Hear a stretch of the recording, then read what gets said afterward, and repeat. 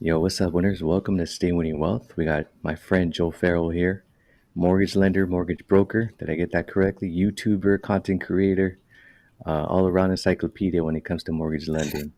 How you doing, Joe? Man, it's a good day. It's a good day. It's a Saturday. Love spending some time with you. I appreciate the opportunity and looking forward to it. Yeah, thanks for meeting with me. I see the weather out there is better than what it is out here. It's raining like crazy, so let me Yeah, know if it's you like can hear. 70 degrees, man. Wow. November, I'll take it all day. Oh, that's awesome, man, especially for November. But yeah, thanks for reading with me. I know recently this week the topic has been big on housing affordability. We have new data coming out from October. Rents are down for 4 months in a row now. But the big thing on social media was this 50-year mortgage. And Mhm. I made a live stream about pros and cons and just wanted to pick your brain about what you think about the 50-year mortgage, right? I want to take a step back and look at it from an investor perspective, which we both are, real estate owners, which we both are, right? You're in your 40s, I believe, right? I'm in Yep. my 30s, so look at it from that point of view. Look at it from content creating and what we're seeing out there within our circle. But first, let me ask you this: is it possible to get three people on a mortgage loan, or is it only two still? You can do three. That's Really? possible. Yeah. It Okay. happens. It happens more than you think. Yeah. Okay. So that's not something that's widely known. I mean, some people call me an expert, and I would think that was not a possibility. I mean, I'm sure there's some banks that do it somewhere, but I hmm don't think it's like something mainstream. So you've seen three applicants I've on a seen mortgage loan. four. I've seen four. I mean, and there's different examples. There's two really common ones, and one that's probably going to blow your mind. So I came across somebody that was trying to help their sister out who was just in a bad spot. Their credit scores were below 500. We're talking like The sister 480. was, yeah. And they wanted to help that person, sister, stabilize their situation. So because we were putting down 15%, we were able to do loan with sister with the 480 credit score, sister that's married, both have scores over 700. Together, their average of scores lets them be over the limits, and they qualified for buying a house. So we have two co-signers, and then the one occupant, which is the sister with the 480 credit score. So So a that sister with 480 used the sibling's credit score. The sibling was married, so they had to be on there as well. mhm. And you were able to get them approved with all three of their financials and average out the credit score. So you weren't even using the lowest credit score. You were able to average it out. Now the pricing is going to be based off a worst case scenario because of the pricing buckets, right? Yeah. So it is what it is, but still, um, the numbers worked. And so that's one scenario of buying a primary residence. And then I see a lot of scenarios where people are looking. Maybe it's a family home that you get inherited, and you want to be able to maybe it's free and clear, and you want to maybe pull cash out, or maybe you're buying somebody out. But in general, I've seen many scenarios where you have three or four people on an investment property loan, where you're combining finances and funds for down payment to be able to acquire a rental property or refinance a rental property. So there's a lot of different kind of iterations of that I've seen. Yeah, I'm glad we're bringing this topic up because I know in the past live streams we mentioned, creative financing and where people can get creative with being able to qualify or get just qualify for a little more, as we mentioned. Now that there's no tax on tips, right? People be like, "Oh, that's no big deal. We never reported tips." I'm like, "I know you didn't. Everyone knows that." But now it's like use that as a tool. So you do report it, you don't get taxed on it, and now you can show the banks actually, I don't make 80, I make 100, for example. So now I can qualify for X amount or qualify in the first place. So we can loop back on that. Um, but I'm glad that question is answered now because a lot of people are going, yes, 50, no 50. But I'm like, wait, instead of just extending the loan period, are we able to just add a third person on there? And you're saying we could even add a fourth person on there. hmm But who has to occupy the property? And is it a particular property only? Does it have to be multifamily? Yeah, I mean, if you have a cosigner and they're not going to occupy, I mean, I don't think there's really a limit. So as long as you have one person that's going to occupy, then you're going to be able to get the better primary residence rates. So as long as one person is going to occupy, that's it. That's important. Yo, okay. So we know that you're a parent, right? Yep. We're not that far. We're not even a decade apart in age, right?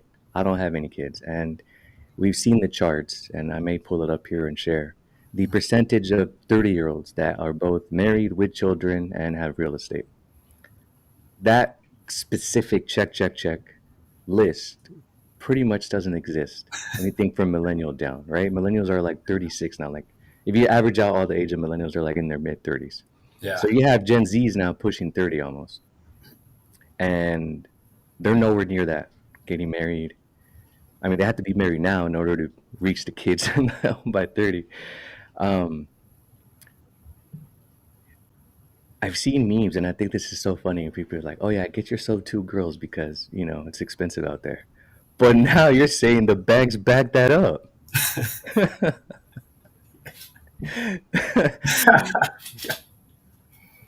So I like to believe, and the data shows this, right? A strength of a country is definitely the nuclear family, Yeah. and we can get all conspiracy and everything, but I Yeah. believe there's some sort of agenda.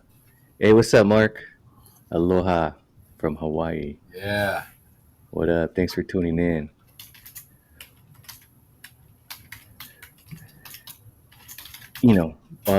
We've seen depopulation, right? We've been, I mean, so many things. So we've seen the reduction of the nuclear family. We're the number one country with the most single parent households. Yeah. And that's crazy to think about when it comes to a first world country. For us to be the number one country with the most single parent households, Hmm. which leads into what I was saying. Okay. A lot of people measure the economy. Yeah, you can see the price of gas, you can see the price of groceries, everyday things, right? But overall, when you look at the big picture, a lot of people like to argue the affordability is measured by how many 30-year-olds are married with children and have real estate. And that number is at its lowest it's ever been in US history, or at least since this data has been measured, since like the 50s, I believe, or the 60s. So I'm glad you brought that information up. But I think making real estate more affordable can solve this single parent household crisis. I mean, Ooh. at least to me, it's Ooh. at least to Ooh. me some sort of crisis, right? So when you look at the statistics, who's in jail, who drops out of school the most, who has a criminal record, who's ended up homeless. The common denominator out of all of that is a single parent household, the majority of the time, Mhm. right? Which happens with, divorce reasons, which happen to do with most of the time financial problems. So real estate fascinates me in the way that it's like you can fix real estate, you can fix all these other things. What do you think about that? I think there's so many interconnected parts of that because I'm just going to segue to one thing as well. COVID created a lot of havoc on so many things from a societal standpoint.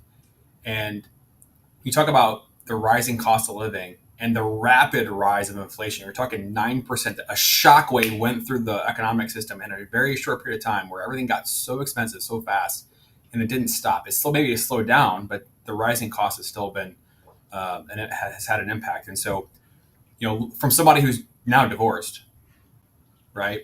And you have this kind of gender roles of the man's going to protect and provide, and the woman's going to maybe run the household and maybe do less of the providing and do more of the organizing and running the household and kids and things like that and activities and schedules.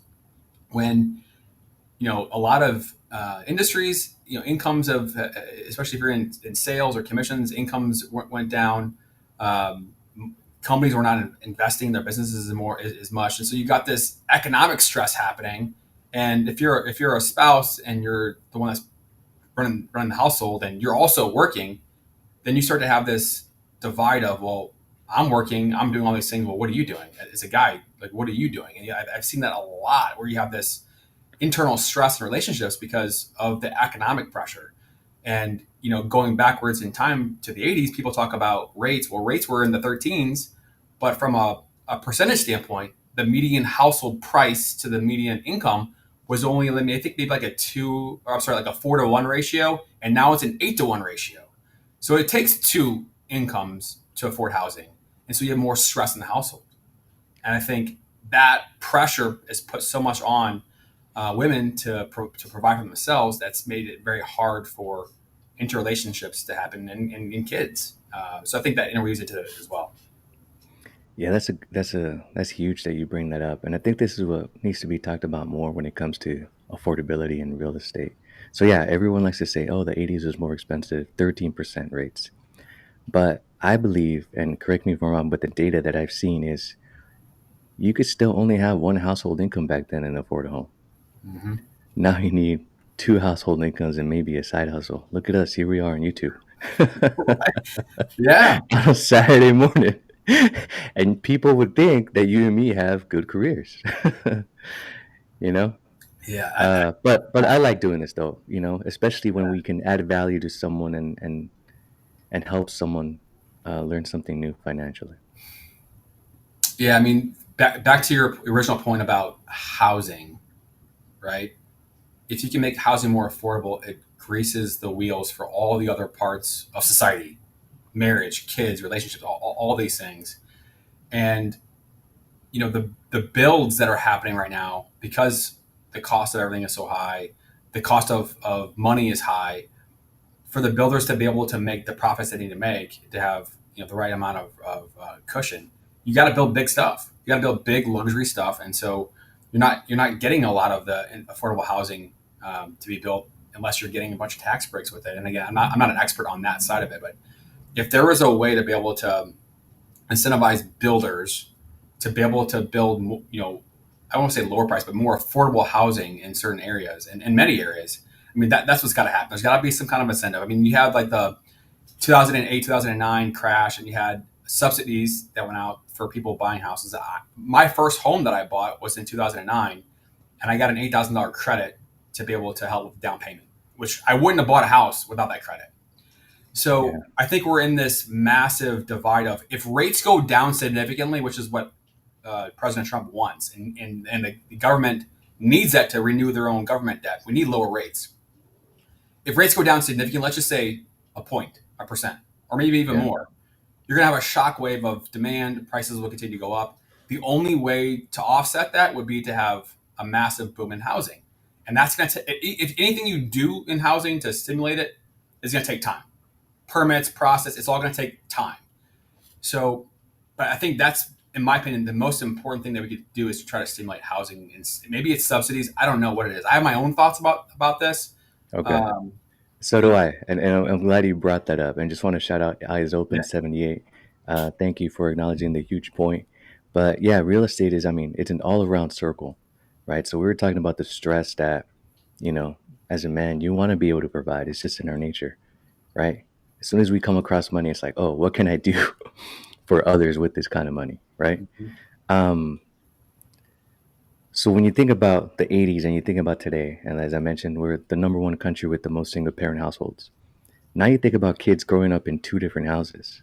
I mean, that alone is double the housing demand, yeah. right? And when you think about affordability, to me, it always comes down to a simple formula: supply and demand. Let me go and share my screen here. Let's see if let's see what Rumble allows. Maybe I need to change the format. All right, here we go. Look at how fat I was back then, first of all.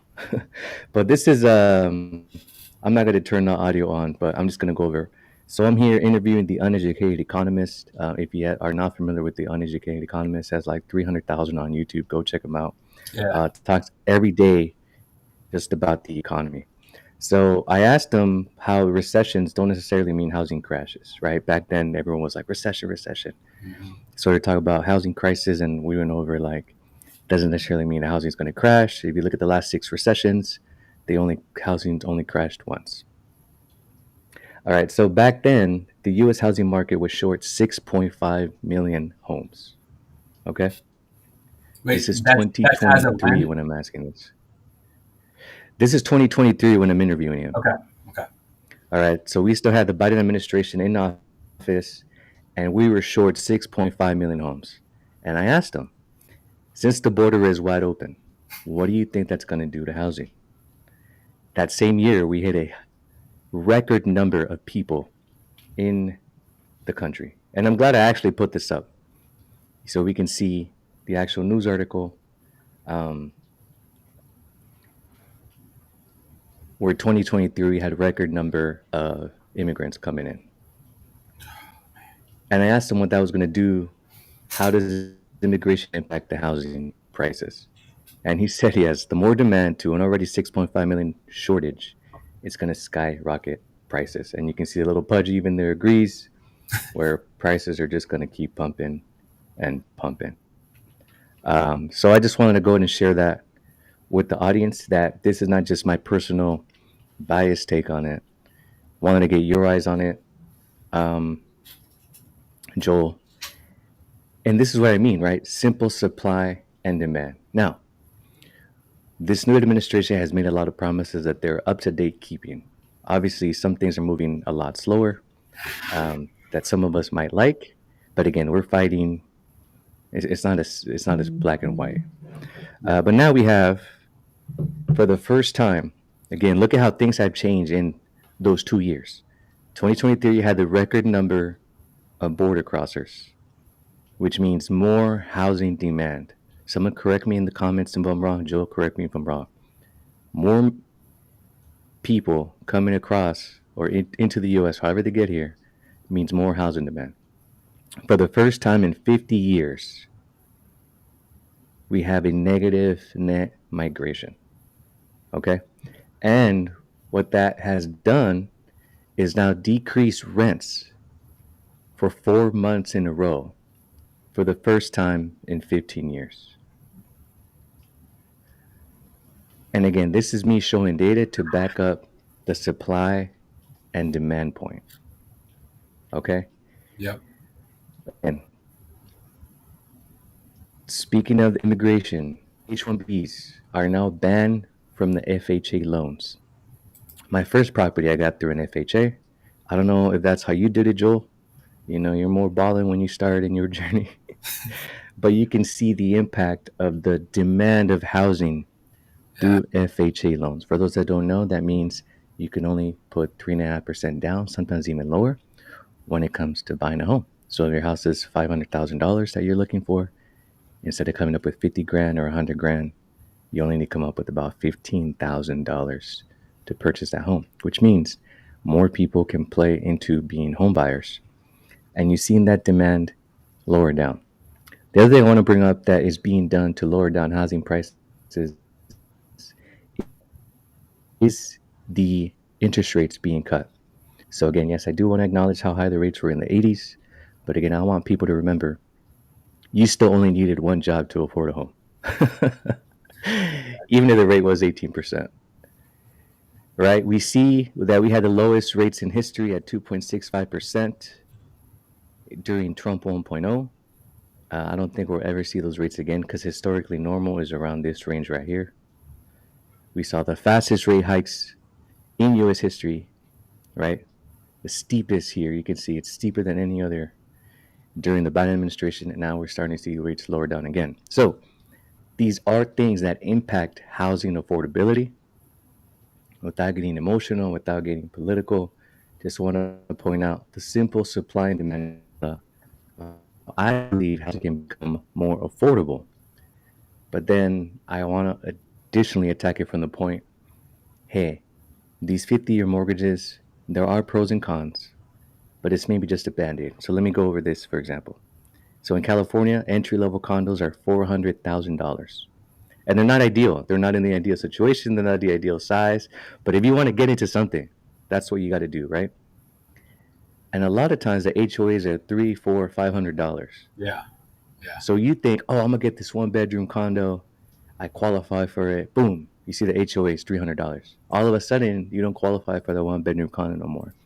So when you look at the math of a 30-year mortgage and a 50-year mortgage, the difference is about $300, $250, depending on the rates. That means it could literally make or break it for someone trying to get into a condo out here. You know, that might differ somewhere else in the country where you can get 4 bedrooms for 400 grand. But that will make or break someone out here in California because that simple difference is the HOA difference. So personally, I thought it was a great tool for those that are maybe single and are trying to get into their first home to be the man that can provide. And that could make or break that deal. Because I remember shopping around for condos and going, oh, I can't get that because I got to keep in the back of my head. I got to set 350 aside for the HOA on the monthly payment. Mhm. So I thought it was a band-aid on it, but I was like, wait, maybe there could be something more permanent. Like you confirmed at the beginning of the live stream that you can have three people or four people on a mortgage loan, right? Mhm. And then now, just jokingly, that builds into the whole conversation of, hey, we're the number one country with two parent households or a single parent households. So kids are growing up in two houses. Now you have double the housing demand.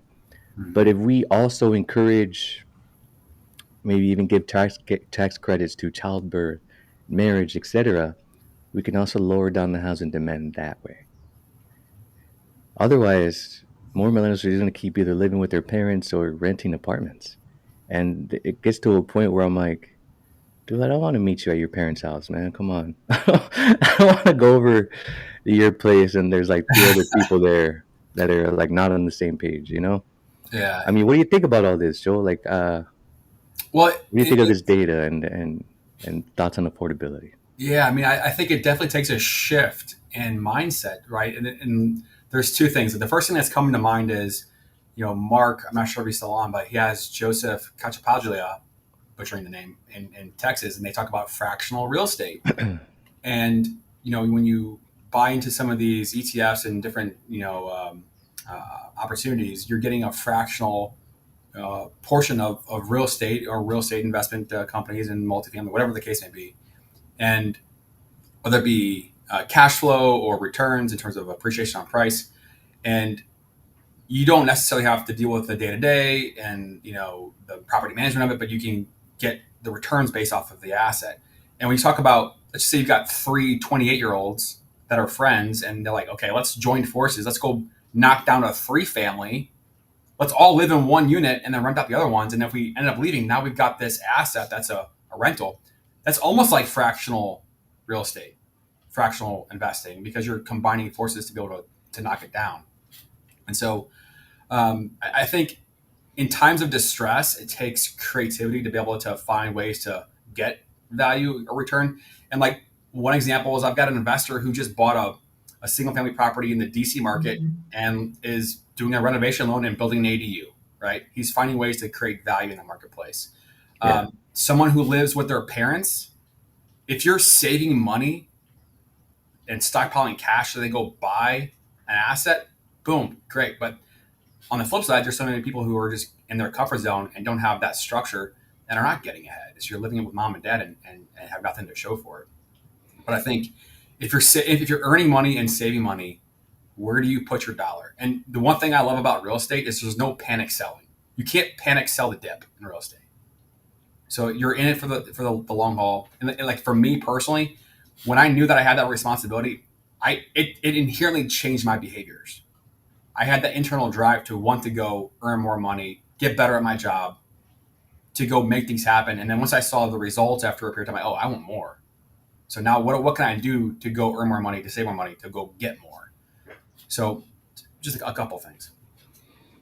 Yeah, I know a lot of times it does take a little results for you to want to get more. And I think because people are not seeing results, they quit early.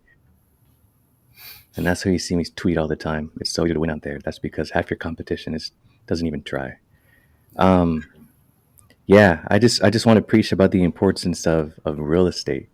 And I mean, you know my brand. It's about building generational wealth and setting up your kids to win, right? So when people were attacking the 50-year mortgage, I'm like, well, what's so good about a 40-year-old buying their first home, right? I don't know if you saw my tweet, but I'm like, you're not fertile at 40 no more.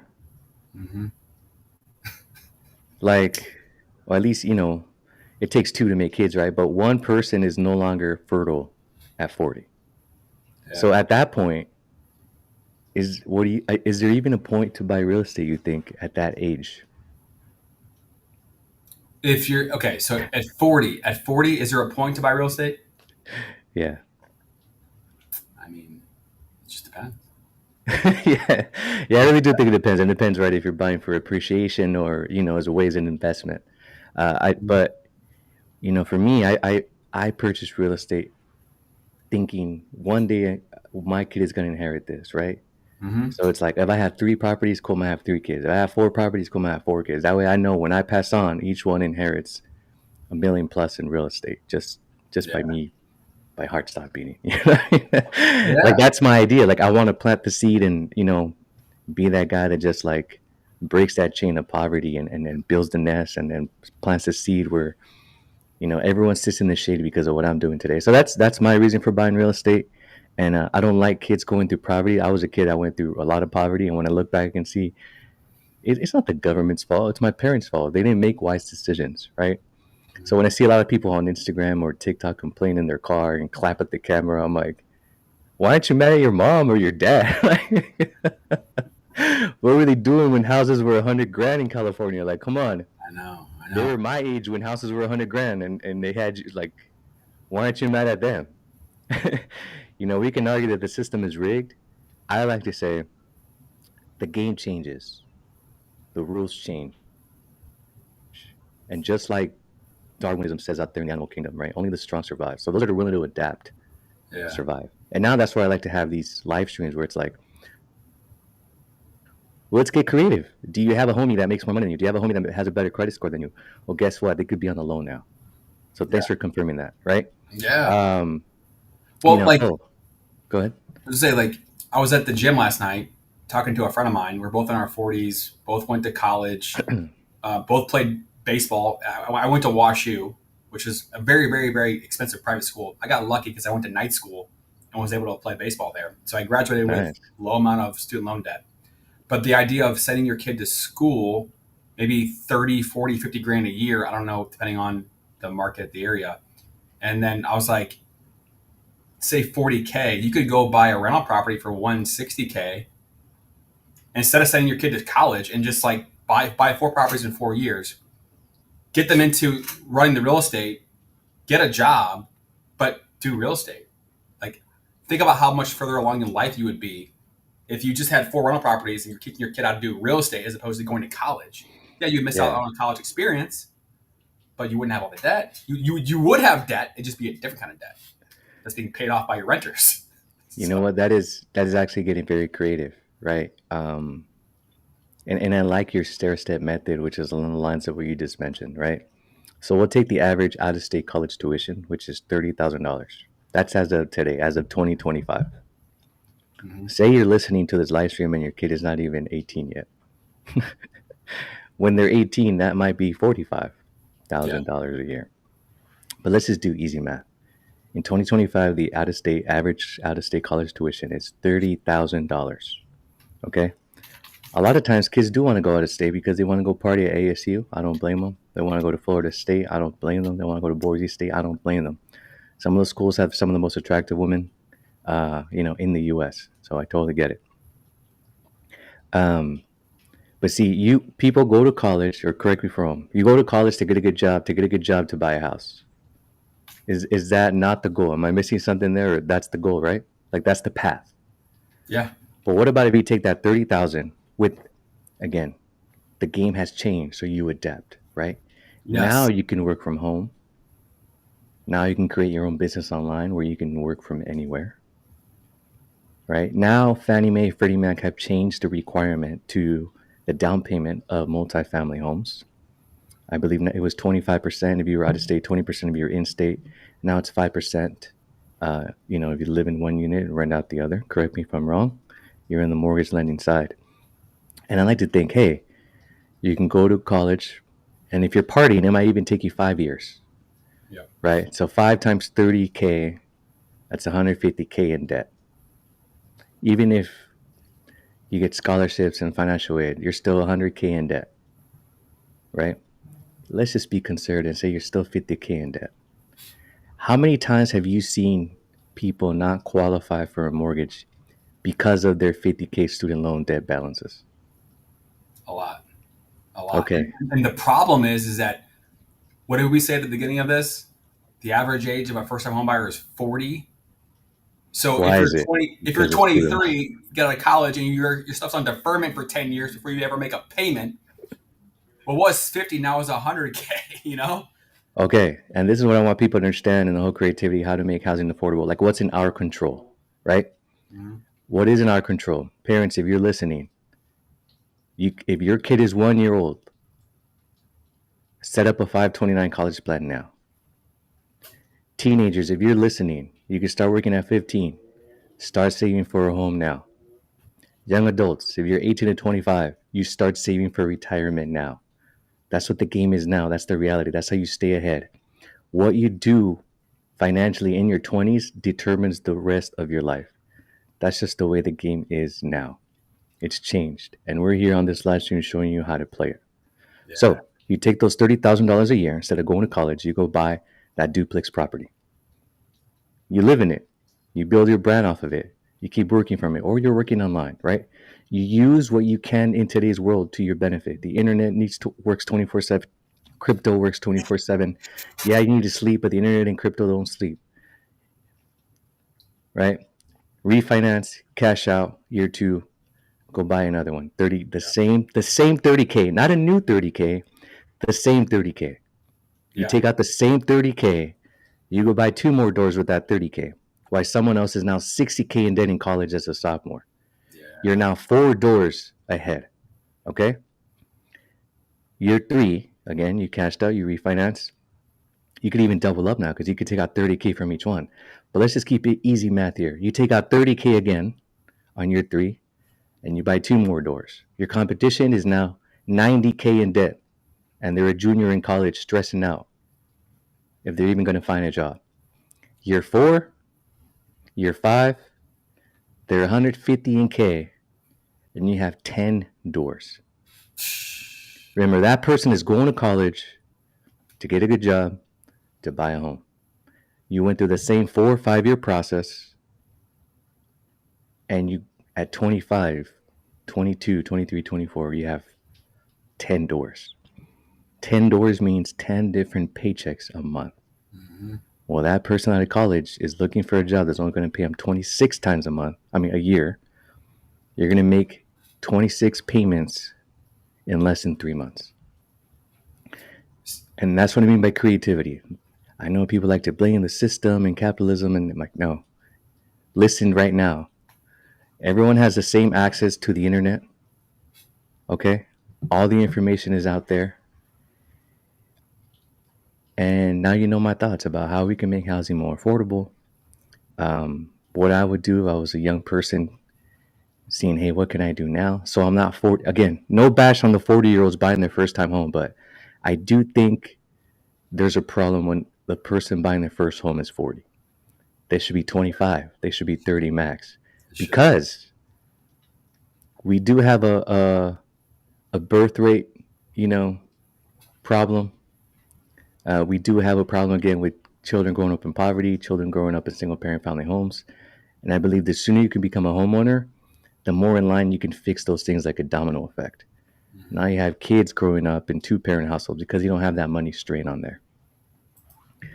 Um, so a little bit more on that. Joel, your stair step method, what do you think about those 30K being invested and reinvested for those 5 years? I the first thing, well, you have the blueprint, right? The blueprint's pretty simple. You laid it out in very simple fashion, right? The blueprint is simple, right? You go buy a property for 200K, live in it for a couple of years, save up, buy the next one, turn the old one into rental, right? I always say that the first one's hard. The hardest one is always the second one if you're planning on keeping it. Because most people, when they buy their second one, they're going to sell the first one so they can free up the liquidity and cash and equity, have that for the down payment on the next one. And if you sold it, then the ratios for debt to income are easy because you only have the new payment you're qualifying for. Where it's hard is saving up the money without having to liquidate the cash from the previous property and then qualifying for now two payments, which there's ways around that because if you do a conventional loan, you can use a lease to offset the payment on the departure residence. So there's tools to get you there. But I go back to an example of the psychology of the person, right? Why is somebody not doing these things? Well, I don't want to put money into this because I might, if I put money, my hard-earned money that I'm saving, if I use that money and I have it as a down payment for a home, well, one, you're going to have expenses for a home, right? The upkeep and things like that. But if emergency happens, I can't just pull it out. So I know I was fearful when I bought my first house in 2009, and I was making decent income. My first home price, it was a condo for 230,000, but I was scared to death. And if I didn't have that $8,000 credit from the government, I probably would have done it. But again, I'm in a commission job, so that's probably a little bit of a different scenario. But I want to give an example for somebody that I follow on Twitter. Her name is Lindsay Stamp, and I don't know what It's a her day good job Twitter is. account. But on the weekends, she drives Uber, and then she takes those earnings and directly invests them into Bitcoin. And I love that framework because it means that, okay, I'm going to live off of my regular basic income, and everything that I have on the side that I'm doing, the extra energy output that I'm putting, is going to go directly into this asset. So now you're not crossing streams, right? There's this, line in the sand in terms of the psychology of where your dollars are going. So if I don't want to work this weekend, then I'm not putting money over here. I'm still safe over here to be able to have the safety of the reserves, and if an emergency happens, I have my money over here. And so I think using that framework of, okay, go increase income, because again, we met because of the Strive for 25 podcast, where in my seat, the biggest limiting factor that I saw for people who wanted to buy a house was always not having enough money saved. And you're not going to cut and budget your way there. It's always going to be, in my opinion, the best use of your energy is going to be go increase income in some way. And so if somebody can go find one little way to increase income, maybe it's $1,000 a month. Now, not only is it money, but now you've got more belief. Now you're taking control of your future, and you're getting skills. You're building, investing in yourself. And when you start to build those skills, you open up doors. So I think talking about creativity and mindset, I think, talking about, well, yeah, you should want to buy a house. The goal is to buy a house. Now, how are we going to get there? How are you going to change your life to be able to get there? Maybe it's tomorrow, maybe it's a year. And I think the more of those conversations of, yeah, you need to buy a house because nobody else is going to do it. We're in a room of 100 people. Only 10 people are going to do it. So why can't you be the one that does it? Let's keep going. Yeah, I'm glad you brought up her story. And I know you did a series where what were people doing, right? Different to become homeowners, or you see what people can learn from that. I'm glad you shared Lindsay's story. If you're not following Lindsay, check her out on X. But yeah, she drives Uber on weekends and then buys that into Bitcoin and then rides the appreciation. And I think she agrees with me to the point where we don't save money anymore. All our savings is in Bitcoin now. Because the bank's going to give you 0.1%, right? 4 cents a month. Yeah. I just save in Bitcoin now and I take that risk whether it goes up or down. We all know with these, it's just going to keep going up. Even though it's slightly down at the moment, hey, just buy more. But That's right. personally, me, my savings is all in Bitcoin now. It's not even in the bank. Let me give you another example of a story. And this is when I say if you're 15 years old, or you're 16 years old, depending on your state, you're allowed to work legally already. And what I mean by that is that's when you should start saving for a house. The reason for that is because you probably don't have a girlfriend at 15 or 16. I mean, good for you if you do. um, but you definitely don't have obligations or responsibilities like rent or groceries. You're still living under your parents' roof. For example, I said when I move out, I'm not going to rent, I'm going to buy a home. And I had enough money saved up at 22. Back then, the way the market was, it took me 2 years to land a property. But I was saving my money from age 15 to age 22 to make sure, hey, I bought a property.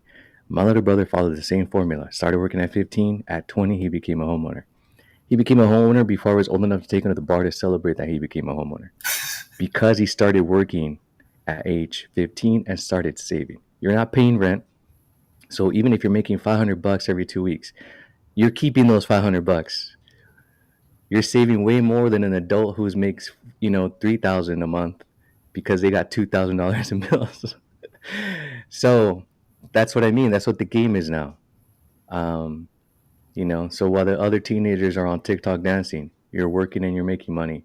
And if you're a man, listen to me. Trust me, it's all worth it in the end. Everything you want and you think you desire and think you're missing out on, it's still there 10 years later. And now it's even more there because you have it all. You got it like that. You don't even need to try that hard anymore. It attracts you because you're the money. So please, if you're 15, if you're 16, save all your money and make it a goal to become a homeowner by 25. And it is possible. I'm an example of it. Joel has seen it. And I'm glad you mentioned that some of the biggest hurdles that you see not only are, the biggest hurdle I see is people overcoming their student loans. The biggest hurdle you're seeing is people coming up with that down payment, saving up, right? So it's like, hey, start saving at 15. If you're a parent, open up a 529 college plan now, not at 18. Don't start planning for college when your kid's 18. Plan for college when your kid barely starts to talk. That's when you should do. That's what love is, at least in my purpose. It's, hey, that's love. You want to set up your kid for success. Like, and maybe I don't understand because I don't have any kids yet, but I understand maybe there's some biology behind it where as a parent, you want to protect your kid.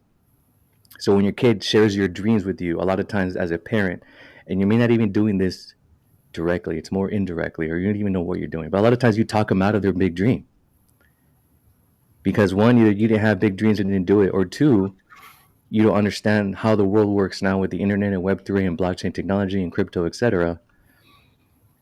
And three, you don't want them to take a risk. So you go to college, get a safe job. And I know that comes from a love perspective, but please, if you want a second opinion, it's okay for your kid to take that risk. Everything is risky. At the end of the day, I personally believe the biggest risk is not taking any. Yeah. Joel, you bought your first home in 2008, 2009. Luckily, you were able to get that tax credit from the government. I had just missed it by like a year and I didn't get that tax credit. And I slept on the floor in a rubber, like inflatable mattress for the first year. I didn't even know how to like. I'm like, oh, do I need to call the electric company to come turn on the lights? Like, this is me learning how to adult, right? So I slept in the dark for like the first 3 days, and man, guys, I would do it all over again because I'd rather be the one making those sacrifices so my kids could literally just fly because I walked, I crawled, I ran, and because of all that, they're just able to fly now into success. I mean, what are your thoughts on that, Joel? Am I being too optimistic? I know the blueprint seems very easy, but Well,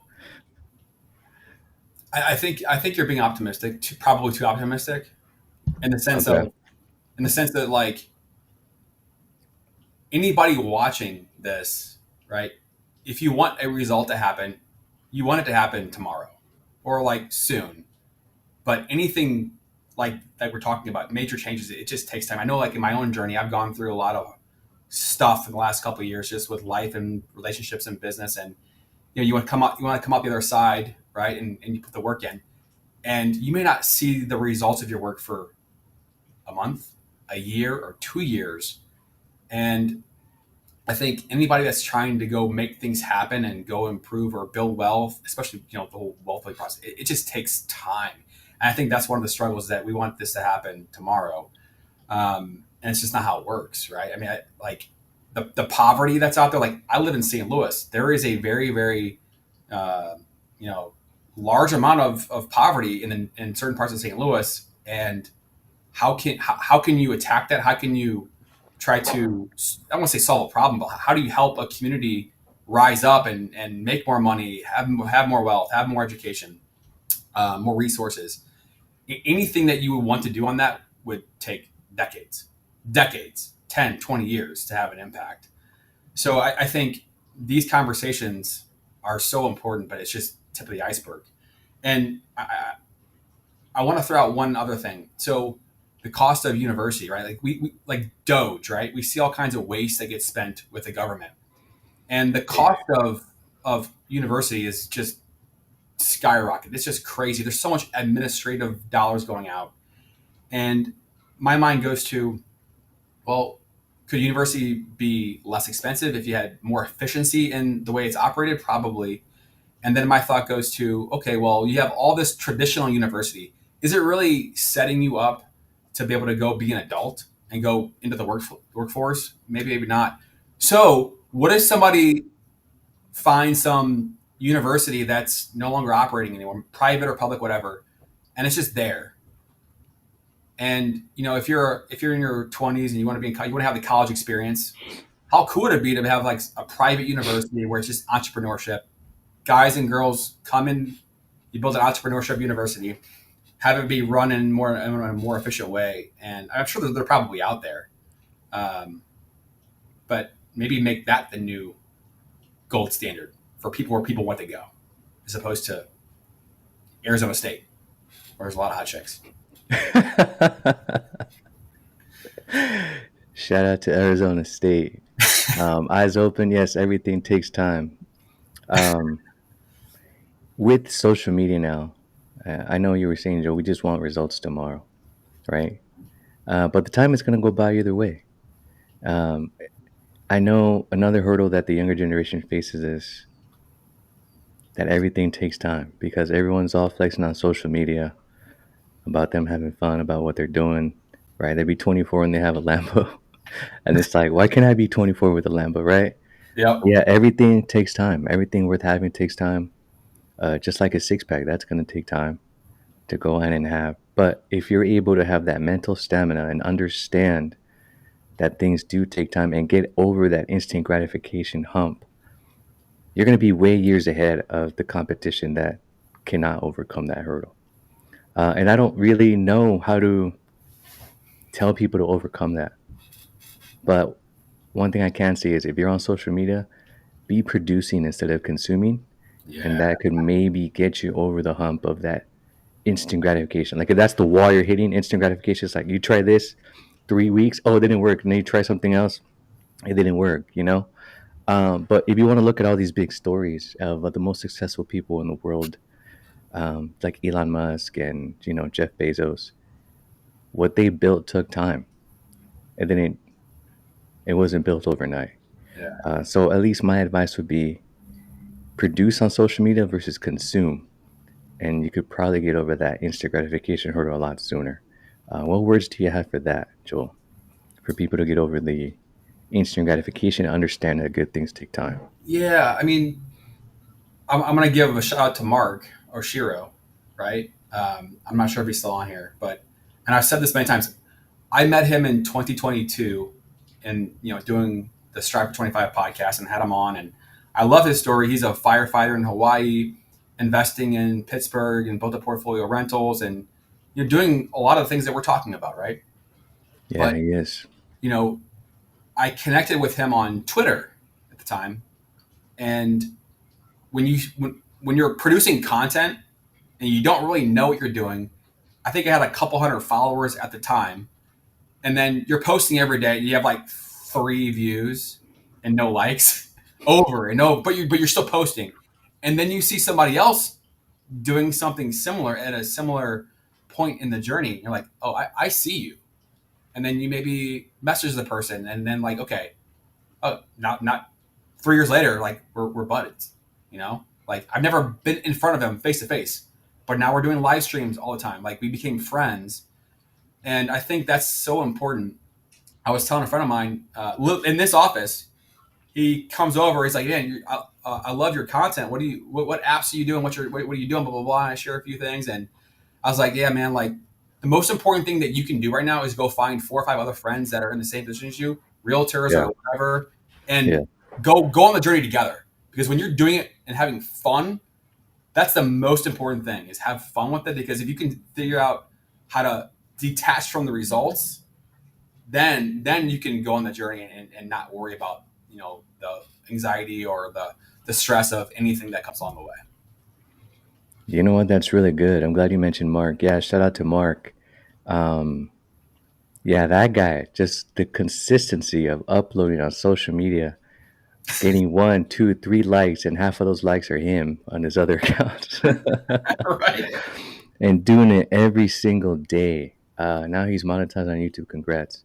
So let me go back a little bit to what you just said now, tie it into what you said earlier about universities and the networking, right? I used to be impressed by, oh, you have a college degree from Harvard. That was 10 years ago, 15 years ago. Now someone says, I have a college degree from Harvard. I'm like, oh, so you're indoctrinated and you're in debt. Like, I'm not impressed. Yep. But there are clubs, um, you know, um, or similar people you can find on the same journey in college where they have the same goal. It's like going to the gym, right? A lot of times you go with a buddy for accountability, whether it's your nutrition, whether it's your diet, whether it's the exercises that you're doing. So it's really important, yeah, to find 4, even 2, Yeah. 5 if you can, other Just people one. Start with one. that are on the same journey. right? This is why you see a lot of these younger people that are successful move to Miami. See, there's a lot of money out here in Orange County, and I love that. But a lot of that money is old Gen X money from real estate in the 90s.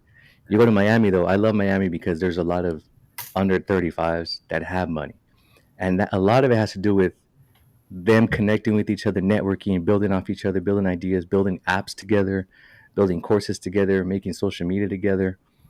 Um, if you're able to do that, you're right. I think that's a great tip, Joe. You can get over the instant gratification because you're on a journey together now where you can hold each other accountable.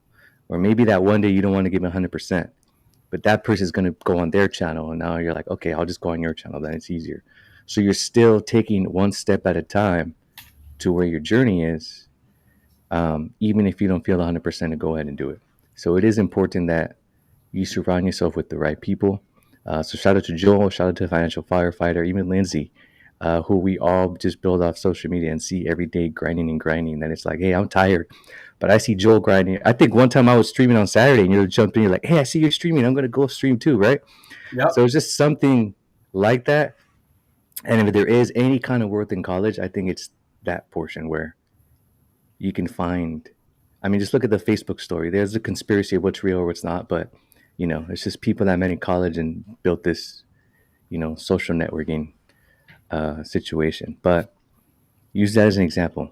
Yeah, if you can surround yourself with other people, just like you do with the gym, and six pack takes time. So are these other things that will take time. All these other things you want to achieve in life. So I'm glad you brought that up. And if there is a yeah, I want to say it's a university, but there's some kind of place like that, yeah, where you can just go and meet other like-minded people. Um, you know, try to go to events, try to go little meetups, and it's okay if you're the smallest person in the room. I think it's actually a good thing if you're the smallest person in the room, For sure. and I mean that financially, I mean that age-wise, because at that point you can only go up. It's like sports. You're a big sports guy, Yeah. right? If you're not that good, but you start playing with people that are good, all of a That's sudden you're the next big baller. iron sharpens iron. And not to go back to the age thing, but I'm 42, right? Like, you know, Tom Brady was an MVP at 43, right? Look at Steph Curry, LeBron James. They're obviously you're getting paid to do that, so you have all the training, all the resources to do that. But at the same time, like your body, your energy, right? Like that directly impacts the output of what you accomplish in life with your relationships, with your kids, with your schools, with family, friendships, work, all these things. And so if you're not putting the energy into, being the best you can be from a physiological standpoint, you may be missing opportunities from a mental standpoint. And, at 42, I never ever imagined ever having a podcast.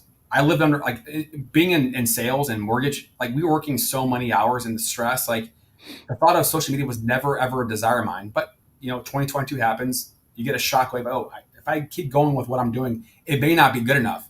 So I went down a different path. And I bring that up because if you're 42, if you're 62, if you're 72, it doesn't matter. You can if you have a vision and a purpose and a passion, and if you just work on it every single day with no gaps, even if it's just 2 minutes, again, James Clear 2-minute rule, you can accomplish anything. In 1 year, it's amazing what you can accomplish if you just put the work in every single day. The whole weekend thing, if you want to be able to accomplish something outside of your normal 9 to 5, you have to work on it every single day, or at least consistently. And the weekends are your prime time to go build and create. So if you're 22, if you're 82, like if you have an opportunity to still create. There's no limits.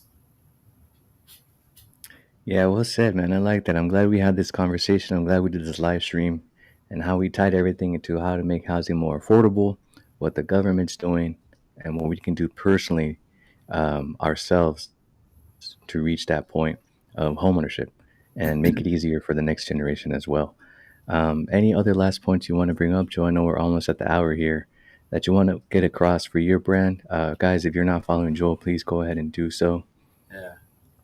Yeah. I mean, if you Google Joel Farrell mortgage, if you have any questions, you'll find my cell phone number out there. So this is a question for you, Stay Winning Pod. So when I'm like super famous in like 5 years and I want to do an NFT, sell some NFTs. It's going to be called CHAPS. It's going to be Civilian Housing Assistance Stimulus Plan, something like that. And I'm going to go build a subdivision. I'm going to sell some NFTs to subsidize the price of houses and make it more affordable, so that somebody in an affordable housing area can get in with instant equity, lots of equity. So when that happens in say 5 years, can you help me with that, with the NFT part? For sure, man. You know, I'm passionate about that, not just the NFTs, but getting people into home ownership because of that ideal nuclear family situation I want to see for America. You're happy to help you, brother, for sure. Okay. Um, Back the nuclear family, right? I'm single, right? And I'm in an age range where it's tougher than if you're in your 20s or 30s. And I feel like there's not really a good exchange of information when it comes to the dating world. The apps are trash. So, are you single? No. No, I'm engaged. Oh, you're engaged. Yeah, Congrats. thank you.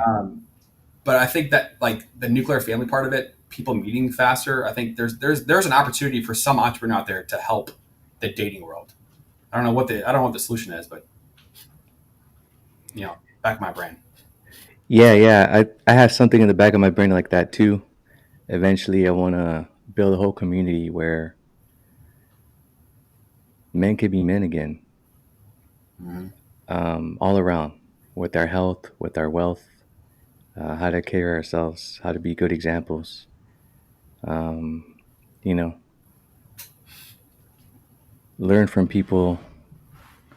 I don't know, just some type of community where I mean, I'm already coaching people on how to pick up girls, get numbers, where to take them on dates, and you know, it's things you wouldn't think that we need to be taught. Like I'm like, yeah, go clip your nails, yeah, go get a haircut. Like, what are you doing? Like, Yeah, yeah. you Clean know, shoes, like something simple like don't text her twice. Like these things that you would think are common sense, but when again you look at those stats, right? With how many single parent households there are, how much of under 30-year-olds are actually in the dating pool. I mean, those are scary numbers, man. So, yeah, I want to tie it all together where I can elevate people to success, to home ownership, to get the life that they want. Um, I think Alex Costa on YouTube is a great example of that. He's a millennial, and I think he has like a lot of lifestyle people want, like the wife, the house, the dog, sooner have kids, etc. But yeah, it's also in the back of my mind, man. So maybe, once we keep building the communities, we could do something along those lines and help more people out. cool. Good stuff, man. Yeah, man. Well, thank you, Joel, for tuning in, guys. If you're not following Joel, please go ahead. His YouTube channel is in the description of this live stream. Don't forget to hit the like, subscribe if you're new here. Everyone that stopped by, thank you so much for the support. All right, guys, stay winning. Take care.